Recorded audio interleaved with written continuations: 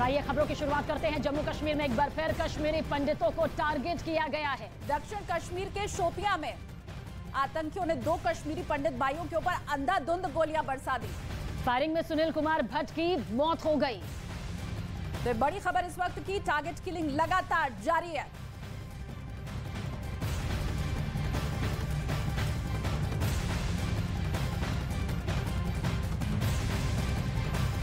तो 2 भाइयों को गोली मारी गई है। एक बार फिर से कश्मीरी पंडितों को निशाना बनाया गया है। रोते बिलखते जो परिजन है वो इन तस्वीरों में आपको दिखाई दे जाएंगे।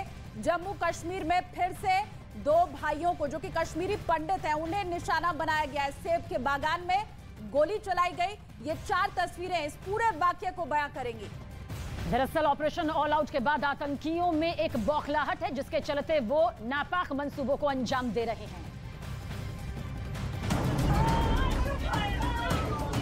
जम्मू कश्मीर में एक बार फिर कश्मीरी पंडितों को टारगेट किया गया। दक्षिण कश्मीर के शोपियां में आतंकवादियों ने 2 कश्मीरी भाइयों से पहले उनका नाम पूछा और उसके बाद उन पर अंधाधुंध गोलियां बरसा दी। फायरिंग में सुनील भट्ट की मौत हो गई, जबकि उनके भाई बुरी तरह घायल हो गए। उन्हें अस्पताल में इलाज के लिए भर्ती कराया गया है। शुरुआती जानकारी के मुताबिक सुनील भट्ट और उनके भाई सेब के बागान में जा रहे थे। इसी दौरान आतंकवादियों ने पहले उन्हें रोककर उनका नाम पूछा और फिर गोलियां बरसा दी। इस हमले में कश्मीरी पंडित सुनील भट्ट की मौत हो गई। तो एक तरफ तो कश्मीर के अंदर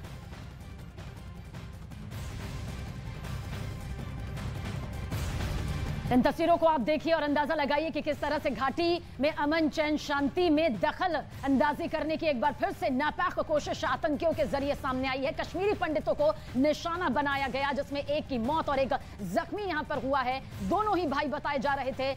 आतंकियों ने इस वारदात को अंजाम दिया। और रिफत अब्दुल्ला मेरे सहयोगी इस वक्त जुड़े हुए हैं, उनका हम रुख कर लेते हैं। रिफत, अभी अपडेट क्या है पूरे मामले में? देखिए, बिल्कुल जिस तरीके से आपको मालूम है कि अटैक हुआ यहीं थोड़ी दूर पे और ये उनका घर है। अभी भी यहाँ पे है आर्मी, सीआरपीएफ, पुलिस और काफ़ी सारे लोग जो हैं वो इर्द गिर्द हैं। अभी डिविजनल कमिश्नर कश्मीर आए थे। उन्होंने यह कहा कि बाकी जितने भी कश्मीरी पंडित हैं उनकी सिक्योरिटी इंश्योर की जाएगी, क्योंकि पिछले 30-32 साल से यहाँ पे हालात ख़राब रहे एंड काफ़ी अप एंड डाउन आए हैं। हालांकि यहाँ पे काफ़ी आक्रोश है फैमिली मेम्बर्स ने और वो ये कह रहे हैं कि वो इल्ज़ाम लगा रहे हैं कि उन्हें प्रॉपर सिक्योरिटी प्रोवाइड नहीं की गई। लेकिन यहाँ पे एक सिक्योरिटी का पोस्ट ज़रूर लगाया गया है। वो कॉमन एक जनरल सिक्योरिटी पोस्ट है जहाँ पे पुलिस तैनात है। लेकिन ये अपने ऑर्चर्ड्स में गए थे काम करने के लिए और वहाँ पर ही मिलिटेंटों ने इन पे अटैक किया। जो सुनील कुमार हैं उसकी मौत हो गई और सुनील कुमार का जो भाई है वो जो है घायल हो गया। उसका इलाज हॉस्पिटल में चल रहा है। बताया जा रहा है कि उसकी कंडीशन स्टेबल है। अभी मामले की तहकीकात की जा रही है।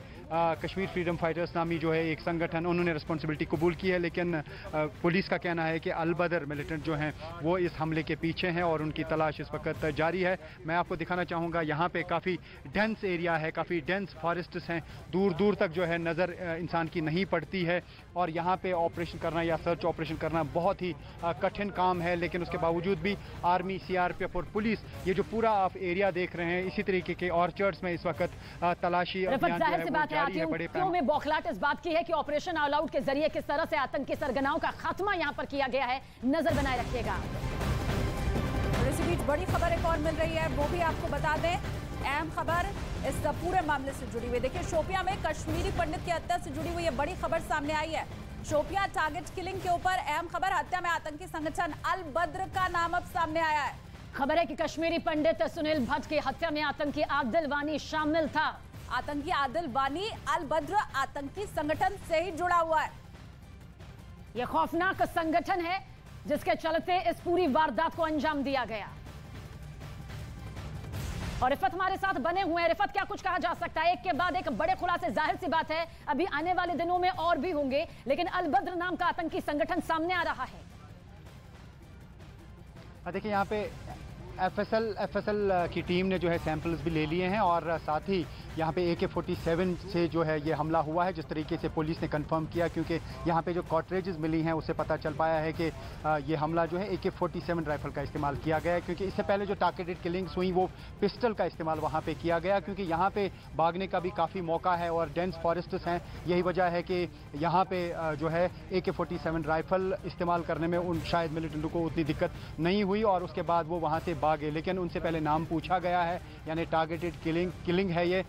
एक जो है सुनील कुमार, उसकी मौत हुई और दूसरे जो उनके भाई हैं उनकी जो है वो इंजर्ड हुए हैं और उनका इलाज इस वक्त हॉस्पिटल में चल रहा है। लेकिन जिस तरीके से मैंने कहा कि अल-बदर नामी संगठन का नाम आ रहा है, जो पुलिस का कहना है, लेकिन एक और संगठन ने रिस्पॉन्सिबिलिटी कबूल की है, जो पुलिस का कहना है कि वो अल-बदर के मिलिटेंट ही इसमें इन्वॉल्व है। बिल्कुल, और आगे अभी छानबीन जारी है। और देखिए, अगर आंकड़ों की हम बात करें तो उसके मुताबिक 2022 में टारगेट किलिंग के कुल 17 मामले सामने आए थे, जबकि महज 4 महीने में 12 लोगों की हत्या कर दी गई। सिर्फ मई के महीने की बात अगर कर लें तो फिर 7 टारगेट किलिंग के शिकार लोग हुए हैं। जून में टारगेट किलिंग की 2 वारदात यहां पर सामने आई, जबकि अगस्त में अब तक 3 लोगों की हत्या की जा चुकी है। और 4 अगस्त का जिक्र करें तो पुलवामा में बिहार के एक मजदूर की आतंकियों ने बेरहमी से हत्या कर दी थी, जबकि 12 अगस्त को बादीपोरा में भी बिहार के एक मजदूर की हत्या की गई थी। इतना ही नहीं, इसके बाद आज शोपिया में कश्मीरी पंडित पर आतंकियों ने हमला किया। इस हमले में एक आदमी की मौत हो गई है, दूसरा अभी घायल बताया जा रहा है। ये दोनों ही दरअसल सगे भाई हैं, एक का इलाज अभी जारी है। और बीजेपी के जम्मू कश्मीर अध्यक्ष रविंद्र रैना और पूर्व उप मुख्यमंत्री कविंद्र गुप्ता ने आतंकी हमले की निंदा की। कश्मीर के लोगों ने तिरंगा झंडा अपने घरों में फहराया, उससे इन कायर पाकिस्तानी आतंकवादियों को बड़ी तकलीफ हुई है और उन्होंने ये खूनी खेल एक बार कश्मीर में खेला है, जो अक्षम्य अपराध है, जिसे क्षमा नहीं किया जा सकता। जमीन के पाताल से भी ढूंढ कर निकालेंगे और इन साजिशकर्ता आतंकवादियों को और उनके समर्थकों को इस कत्ल की, इस हत्याकांड की सजा देंगे। देखिए, आज ये चौपैया में एक दुखद घटना घटी है। पिछले लगभग 15 दिनों से जिस प्रकार से पूरे कश्मीर का वातावरण देशभक्ति का है, तिरंगामयी है, हर घर तिरंगा लहराया जा रहा है, वहाँ पर जिस प्रकार से रैलियाँ निकाली जा रही हैं, कुछ लोगों का फ्रस्ट्रेशन होना स्वाभाविक बात है। उसी आधार पर इस प्रकार की घटना को अंजाम दिया गया, हमें ये मानना पड़ेगा। और आज जो घटना हुई है, ये इस सभी चीज़ को मुझे लगता है थामने के लिए, रोक लगाने के लिए हुई है। हमारे सुरक्षा बल 0 टॉलरेंस पर काम कर रहे हैं और लगातार इस प्रकार से जो टारगेट किलिंग पहले भी हुई है, उनको भी मार गिराया गया है। और वही कश्मीरी पंडितों के लिए समय समय पर आवाज उठाने वाले बॉलीवुड अभिनेता अनुपम खेर ने कश्मीरी पंडित की हत्या की निंदा की है। कहा उन्होंने कि शर्मनाक है कि आज भी कश्मीरी पंडितों के ऊपर अत्याचार हो रहा है। बिल्कुल शर्मनाक बात है कि अभी भी कश्मीरी पंडितों के साथ वही अत्याचार हो रहा है। मतलब कश्मीरी पंडित क्या, वहाँ पर तो अपने ही लोगों को मार रहे हैं, जो भी हिंदुस्तान के साथ खड़ा है उसको वो मार रहे हैं। लेकिन कश्मीरी पंडितों का तो पिछले 30 साल से ऐसा हो रहा है और इसकी जितनी भी ज़्यादा निंदा की जाए कम है। देखिए, जिस टेररिस्ट ने आपको मारना है, कितने लोगों को आदमी वो देगा, संरक्षण दे सकता है।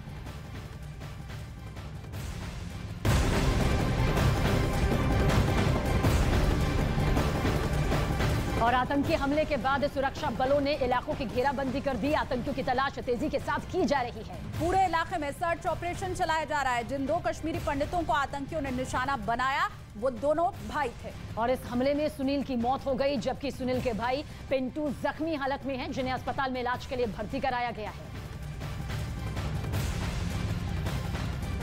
शोपियां में इस वक्त उसी स्पॉट पे हूँ जहाँ पे सुनील कुमार और पिंटू कुमार पे हमला हुआ।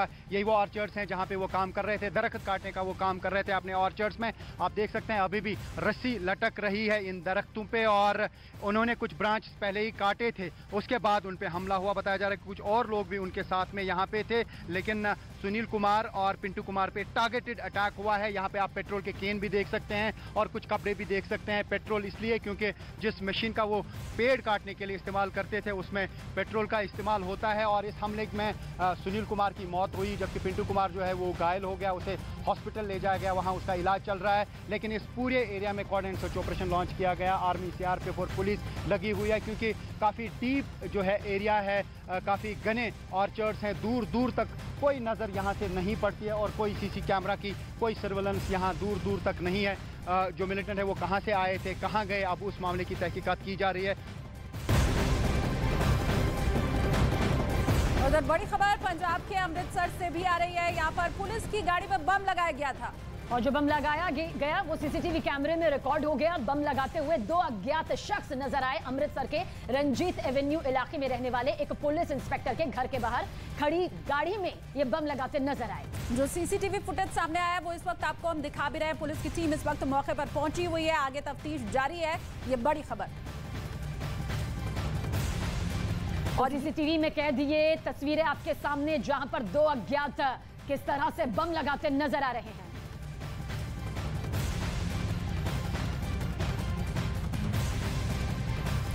और अमृतसर से राजीव शर्मा इस वक्त जुड़े हुए हैं, उनका भी रुख कर लेते हैं। राजीव, सीसीटीवी फुटेज सामने आ चुका है, पहचान क्या हो पाई है? बाइक सवार ये शख्स जाते हुए भी दिखाई दिए वहां से।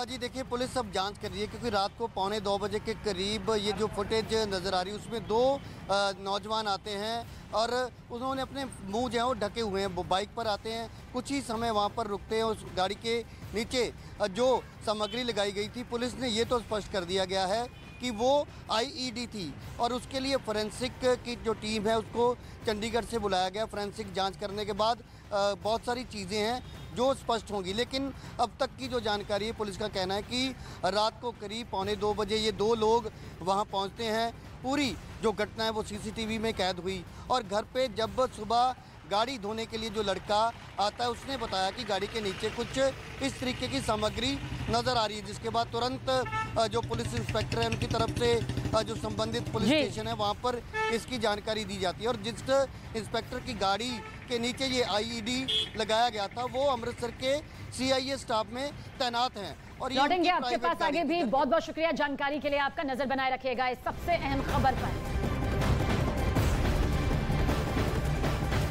और महाराष्ट्र के सीएम एकनाथ शिंदे गुट के एक विधायक का कैटरिंग मैनेजर के साथ बदसलूकी करने का वीडियो सामने आया। इस वीडियो में विधायक मैनेजर को थप्पड़ मारते नजर आए। वहीं वायरल वीडियो के बाद देखिए किस तरह से विधायक सवालों के घेरे में अब नजर आ रहे हैं। ये वही वायरल वीडियो है जो इस वक्त आपको हम दिखा रहे हैं। ये देखिए कैटरिंग मैनेजर है, ये कागज पहले दिखा रहे हैं और उसके बाद ये देखिए थप्पड़ मारा। सोशल मीडिया पर महाराष्ट्र के मुख्यमंत्री एकनाथ शिंदे के एक विधायक का वीडियो तेजी से वायरल हो रहा है। इस वीडियो में विधायक एक कैटरिंग मैनेजर के साथ बदसलूकी करते नजर आए। इतना ही नहीं, विधायक ने मैनेजर को थप्पड़ तक जड़ दिया। वीडियो में नजर आ रहे विधायक संतोष बांगर हैं। जानकारी के मुताबिक विधायक एक कार्यक्रम में पहुंचे थे जहां उन्हें खाने की गुणवत्ता पसंद नहीं आई। ऐसे में उन्हें गुस्सा आ गया और फिर उन्होंने मैनेजर के साथ गाली गलौज किया। लेकिन बात यहीं खत्म नहीं हुई, उन्होंने एक के बाद एक मैनेजर को कई थप्पड़ जड़ दिए, जिसका वीडियो वहां लगे एक सीसीटीवी कैमरे में रिकॉर्ड हो गया। वहीं वीडियो सामने आने के बाद से विधायक संतोष बांगर सवालों के घेरे में हैं।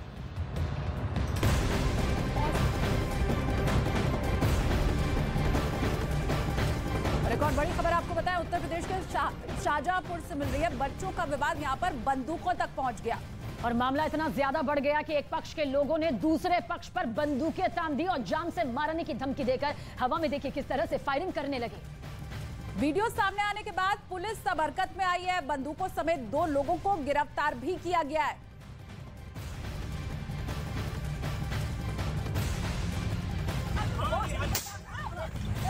बंदूक लहराते आदमी का ये वीडियो यूपी के शाहजहांपुर का है, जहां 3 आरोपी खुलेआम बंदूक लहराकर दहशत फैलाते दिखे। मामला बच्चों की लड़ाई का था, लेकिन देखते ही देखते मामला इतना बढ़ गया कि एक पक्ष ने बंदूक निकाल ली और दूसरे पक्ष को जान से मारने की धमकी देते हुए फायरिंग करने लगा। इस दौरान एक महिला बीच बचाव की कोशिश करने आई, लेकिन आरोपी नहीं रुके और लगातार फायरिंग करते रहे। इस बीच वहां खड़े एक लड़के ने इसका वीडियो बना लिया और सोशल मीडिया पर वायरल कर दिया। वीडियो सामने आने के बाद पुलिस ने संज्ञान लेते हुए आरोपियों के खिलाफ केस दर्ज किया और 2 आरोपियों को बंदूक के साथ गिरफ्तार कर लिया।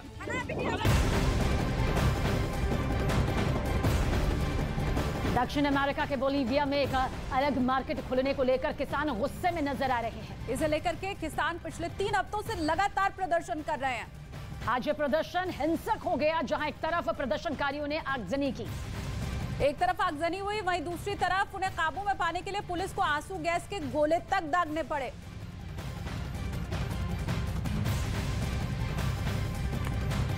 तो दक्षिण अमेरिका के देश बोलीविया में किसानों और पुलिस वालों के बीच में जमकर झड़प हो रही है। किसान वहां एक नई मार्केट खोले जाने का विरोध कर रहे थे और इस दौरान पुलिस वालों के रोकने पर किसान नाराज हो गए, जिसके बाद जमकर झड़प हुई।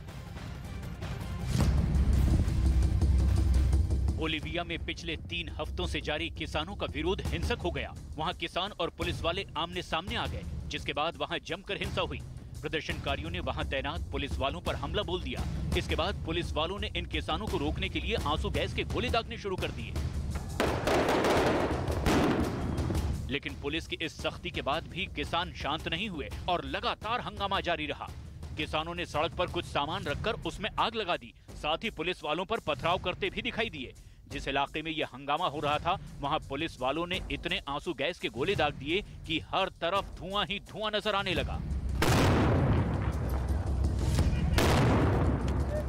बताया गया कि बोलीविया में कोको के पौधों की खरीदारी और बिक्री के लिए एक अलग मार्केट खोल दिया गया है। ऐसे में किसानों का आरोप है कि यह मार्केट गैर कानूनी है और इससे सरकार का समर्थन हासिल है, जिसकी वजह से उन्हें नुकसान हो रहा है। ऐसे में किसान लगातार 3 हफ्तों से इस मार्केट को बंद करने की मांग कर रहे हैं। और राजस्थान के अलवर में जिस तरह से एक बेहद दर्दनाक मामला सामने आया, उस पर ज्यादा जानकारी के लिए हमारे साथ हमारी सहयोगी शिवानी मौजूद है। Shivani, over to you.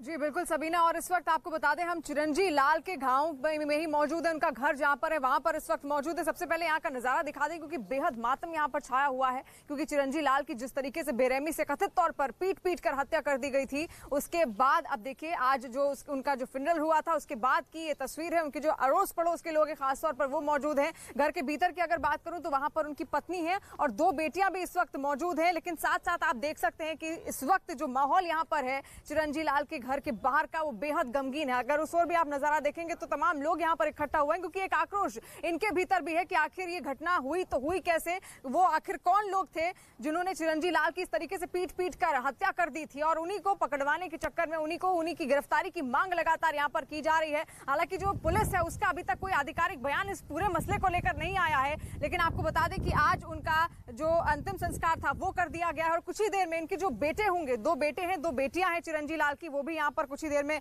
पहुंचेंगे जरूर। फिलहाल अगर मैं बात करूं तो अंदर उनकी भीतर उनकी पत्नी जो कि काफी सदमे में इस वक्त है वो मौजूद है, और 2 बेटियां साथ साथ उनकी यहाँ पर मौजूद हैं। और आधिकारिक बयान की अब इंतजार किया जा रहा है कि आखिर पुलिस का क्या कहना है। हालांकि कहा यह जा रहा है कि कुछ लोग यहाँ पर हिरासत में भी लिए गए हैं, लेकिन देखिए अब लगातार जो पूछताछ के बाद कई सारी चीजें यहाँ पर सामने आएंगी, क्योंकि लगातार तब से पुलिस जांच में जुटी है। एक बार पूरी घटना का जिक्र करना यहाँ पर बेहद जरूरी हो जाता है। चिरंजी लाल आपको बता दें कि सब्जी का ठेला वो लगाते थे, लेकिन 13 तारीख की ये बात है, सुबह 4 बजे जब वो अपने खेत में थे, वहां पर शौच कर रहे थे, तो उस वक्त अचानक से एक ट्रैक्टर वहां पर आता है।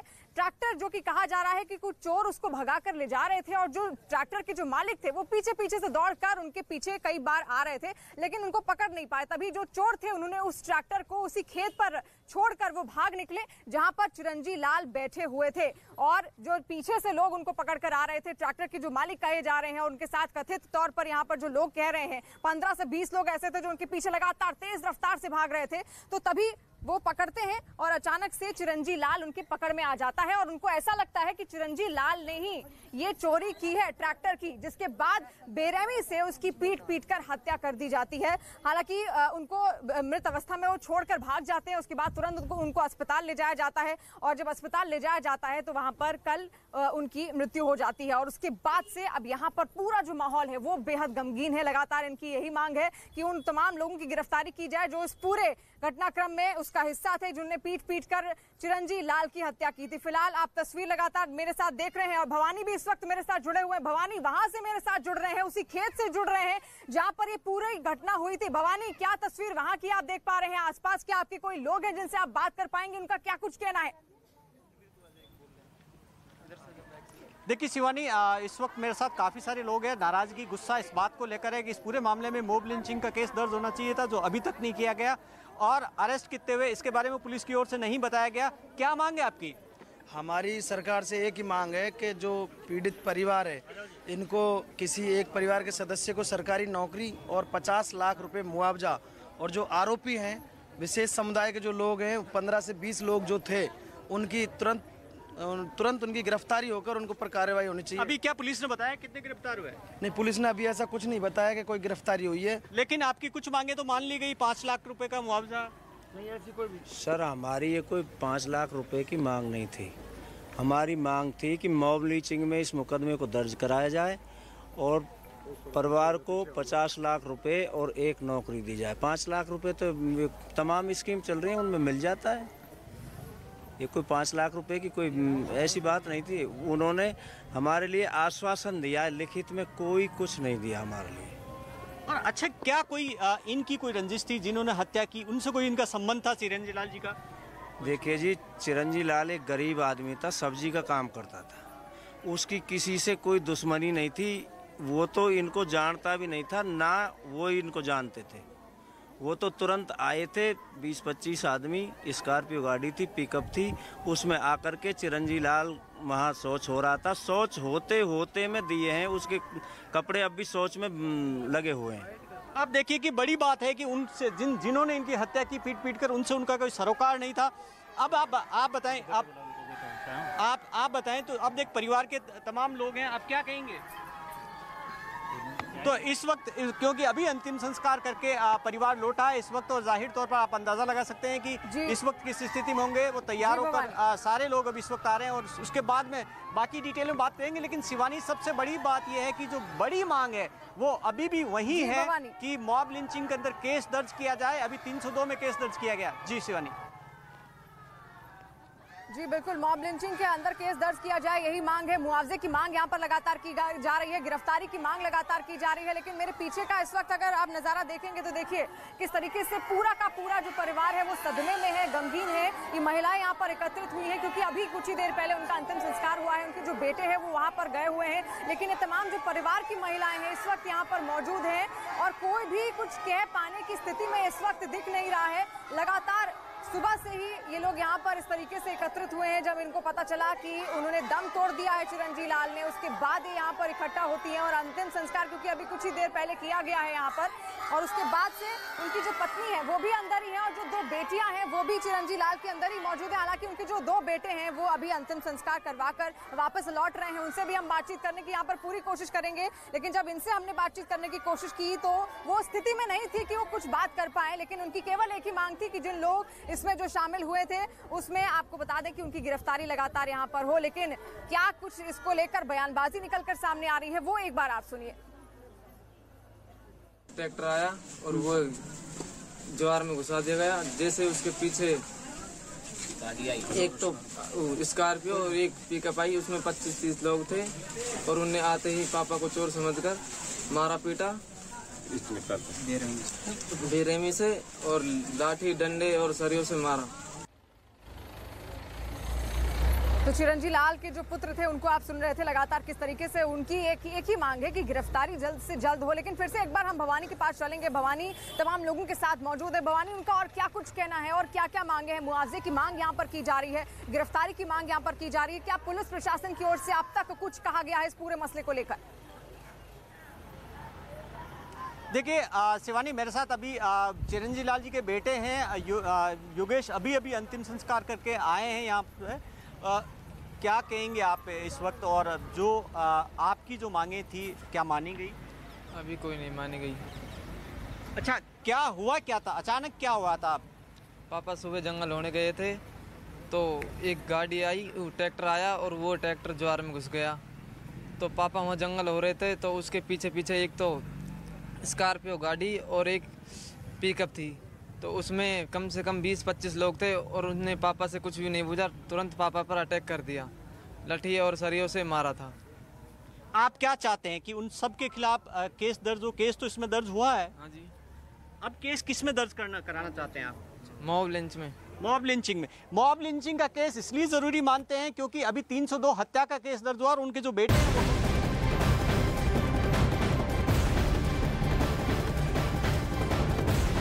और सीधा रुख इस वक्त की बड़ी खबर की तरफ करेंगे। राजस्थान में पिटाई के बाद एक दलित छात्र की मौत का मामला भी शांत भी नहीं हुआ था कि अलवर की ये वारदात सभी को हैरान कर गई है। परिवार में मातम पसरा हुआ है। बेहद दर्दनाक तस्वीर सामने आ रही है। आरोप है कि अलवर में सब्जी का ठेला लगाने वाले एक शख्स को भीड़ ने बेरहमी से पीटा और इतना पीटा कि उसे मौत के घाट उतार डाला। बताया गया कि चिरंजी नाम का ये शख्स किसी काम से खेत में गया था। उसी दौरान कुछ चोर एक ट्रैक्टर को चोरी करके भाग रहे थे, जबकि पुलिस और ट्रैक्टर मालिक चोरों का पीछा कर रहे थे।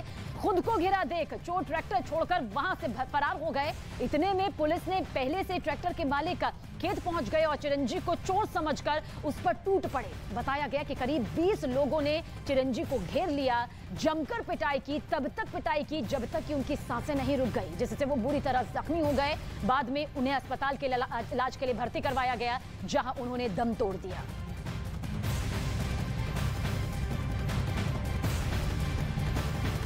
तो अलवर में ये दर्दनाक घटना देखिए किस तरह से सामने आई है। भीड़ ने एक शख्स को बेरहमी से यहां पर पीट दिया। अलवर में लिंचिंग की वारदात से नाराज लोगों ने गोविंदगढ़ कब्जे को बंद करा दिया और पुलिस थाने के सामने जमकर प्रदर्शन किया। तो प्रदर्शन कर रहे लोगों ने पीड़ित परिवार को मुआवजा देने और परिवार के एक सदस्य को सरकारी नौकरी देने की मांग की। हंगामा बढ़ता देख पुलिस भी एक्शन मोड में आई और कई आरोपियों को हिरासत में लेकर पूछताछ शुरू कर दी गई है। पुलिस ने पीड़ित परिवार को हर मुमकिन भरोसा दिया है कि वो मदद की जाएगी उनकी तरफ से।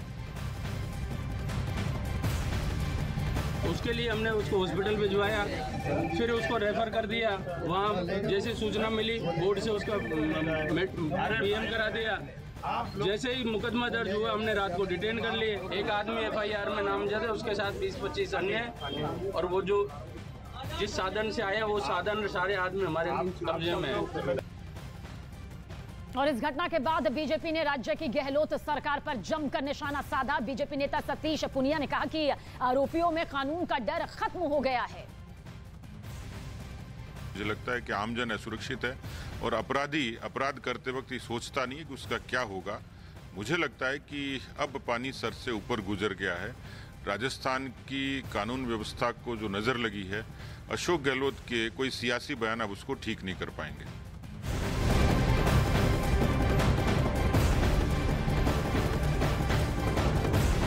जम्मू कश्मीर के पहलगाम में बड़ा हादसा हो गया। इस खबर की तरफ रुख करेंगे। आईटीबीपी के जवानों की भरी बस चंदनबाड़ी में खाई में गिर गई और हादसे में आईटीबीपी के 7 जवान शहीद हो गए। कई लोग जख्मी भी हुए। आज की हालत गंभीर बताई जा रही है। घायलों को एयरलिफ्ट कर आर्मी हॉस्पिटल में फौरन शिफ्ट कर दिया गया। राहत और बचाव का काम जारी है। बस में 39 लोग सवार बताए जा रहे हैं। आईटीबीपी के जवान अमरनाथ यात्रा की ड्यूटी करके वापस लौट रहे थे जब ये दर्दनाक हादसा हुआ और उसके पीछे ब्रेक फेल होना बताया जा रहा है सबसे बड़ी वजह। मौके की तस्वीर भी इस वक्त आपके सामने। जम्मू कश्मीर के पहलगाम में ये बड़ा हादसा हुआ है जहां आईटीबीपी की बस इसी खाई में जा गिरी। मौके की तस्वीर देखकर अंदाजा लगाना आसान है कि किस तरह से ये खौफनाक हादसा हुआ, जिसमें दर्दनाक यहां पर तस्वीर सामने आई है। 7 आईटीबीपी के जवानों को अपनी जान गंवानी पड़ी है। 8 इसमें गंभीर रूप से जख्मी भी बताए जा रहे हैं। 37 जवान बताया जा रहा है कि इस बस में सवार थे। जम्मू कश्मीर पुलिस के 2 जवान भी इसमें शामिल थे जो कि हादसे का इसमें शिकार हुए हैं। पहलगाम से हादसा हुआ जहां मौके की तस्वीर इस वक्त आपके सामने। दर्दनाक तस्वीरें हैं, रोंगटे खड़ी कर देने वाली ये तस्वीरें हैं। दर्दनाक हादसा यहां पर हुआ जिसमें 7 जवान शहीद हो गए इस बस हादसे में। 39 जवान बताया जा रहा है कि इसमें सवार थे। जम्मू कश्मीर के पहलगाम में यह हादसा हुआ है। देखिए फिलहाल राहत और बचाव का काम अब भी जारी है ताकि एक एक जिंदगी को महफूज यहां पर किया जा सके, सुरक्षित किया जा सके। जम्मू कश्मीर पुलिस के 2 जवान इस बस में सवार थे, वो भी इस हादसे का शिकार हुए हैं। हालांकि 8 जवान ऐसे हैं जो कि गंभीर रूप से जख्मी भी बताए जा रहे हैं, जिन्हें चोटें आई हैं। उन्हें इलाज के लिए फौरन अस्पताल में भर्ती करवा दिया गया है। डॉक्टर की विशेष टीम निगरानी करके उनका इलाज कर रही है। बेहद दर्दनाक हादसा। मौके की तस्वीर इस वक्त आपके सामने। पहलगाम में उस वक्त यह हादसा हुआ जब ये सभी जवान आईटीबीपी के अमरनाथ यात्रा की ड्यूटी करके अपनी जिम्मेदारी पूरी करके वापस लौट रहे थे। 7 जवान इसमें शहीद हो गए हैं। ये 3 तस्वीरें इस वक्त आपके सामने, जिसमें जानकारी आप तक पहुंचा दे कि खाई में सीधे ये बस जा गिरी।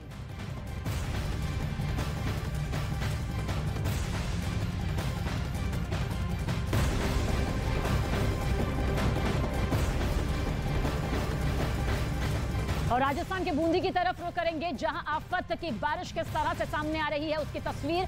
जहां नजर घुमाओ तो आपको सिर्फ और सिर्फ पानी ही नजर आएगा। कई इलाकों की तरफ देखेंगे तो जलमग्न ये पूरी तरह से हो चुके हैं। पानी का बहाव कितना तेज है देखिए, जो भी रास्ते में आया सब बह गया, सब कुछ समाहित हो गया। इस तेज बहाव में एक शख्स भी बह गया, जिसे वहां मौजूद लोगों ने फौरन मुस्तैदी दिखाते हुए सुरक्षित बाहर निकाला, वरना इस हादसे का शिकार होकर इसकी जिंदगी पर आन पड़ सकती थी। एक छोटी सी लापरवाही जान पर भारी पड़ सकती है। बहाव बेहद तेज है, धाराधार में तब्दील हो चुकी है, सड़क नजर नहीं आ रही है।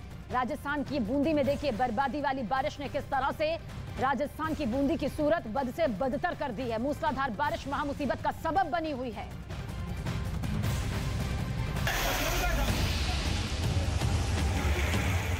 तस्वीरें राजस्थान के बूंदी जिले की हैं। वहां का कतरा कतरा बारिश के पानी में डूबा नजर आ रहा है। शहर की सड़कें तालाब बन चुकी हैं। दुकान, मकान, गाड़ियां और यहां तक कि लोग भी पानी में डूबे नजर आए। पिछले कई दिनों से बूंदी जिले में हो रही बारिश लोगों के लिए आफत बन गई। हालात बाढ़ जैसे हो गए। शहर के कुछ इलाकों में पानी का बहाव इतना तेज हो गया कि अपने साथ सब कुछ बहा ले जाने को बेताब दिखा। इस तेज बहाव में फंसा एक आदमी भी काफी दूर तक बहता दिखा। हालांकि कुछ लोगों ने उसे तेज बहाव से सुरक्षित बाहर निकाल लिया। बूंदी का मेन बाजार भी भारी बारिश की वजह से पानी से भरा दिखा। मौसम विभाग ने बूंदी में अभी कुछ दिन ऐसे ही हालात रहने की चेतावनी भी जारी की।